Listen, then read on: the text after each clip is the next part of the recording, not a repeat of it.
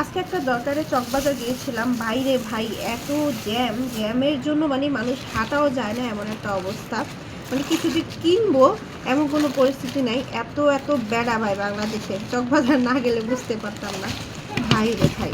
আমি সামান্য কিছু মানে নাস্তা নিয়ে আসছি। আজকে যেহেতু আমি আমার মেয়েকে নিয়ে একটু হসপিটালে গিয়েছিলাম, তাই কিচ্ছু কিনে নেই। তো আসার পথে চকবাজার পড়ছিল, তো ভাবলাম যে কিছু নিয়ে নিই। সাথে আমার সংসারের কিছু জরুরি জিনিস নিয়েছিলাম, সেটা তোমাদেরকে অন্য একটা ভিডিওতে দেখাবো। তো ইফতারে যেহেতু টাইম হয়ে গেছে, প্রায় মনে হয় 4টার মতো বেজে গেছিলো, তাই ভাবলাম যে না কিছু কিনে নিয়ে যায়, এখন বাসায় বানানোর মতো অবস্থা নাই।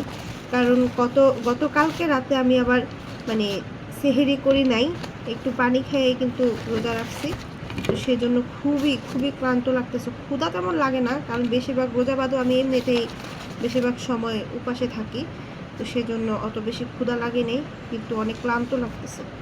তো এই যে দেখো ভাই, চকে গেছিলাম, মনে করছি অন্য আরও কোনো কিছু নিব, তো নেওয়ার মতো পরিস্থিতি নেই। তো যা পাইছি হাতের কাছে, যেটা পাইছি সেটা নিয়ে আসছি।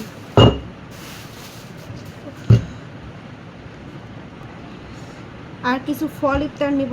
আর আমার হাজব্যান্ড কিন্তু বাইরে, আর সে কিন্তু বাইরে ইফতার করবে, সেজন্য আমি বাসায় একটু একটু করে সব ধরনের ফল নিব। এটা একা মানুষ ভাই, একা ইফতার করতে কিন্তু একদম ভালো লাগে না। অল্প অল্প করে সব কিছু নিব।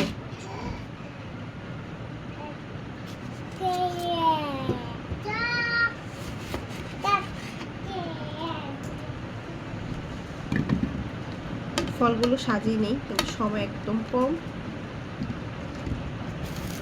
আর আমার কিন্তু আজকে আসতে অনেক লেট হয়ে গেছে।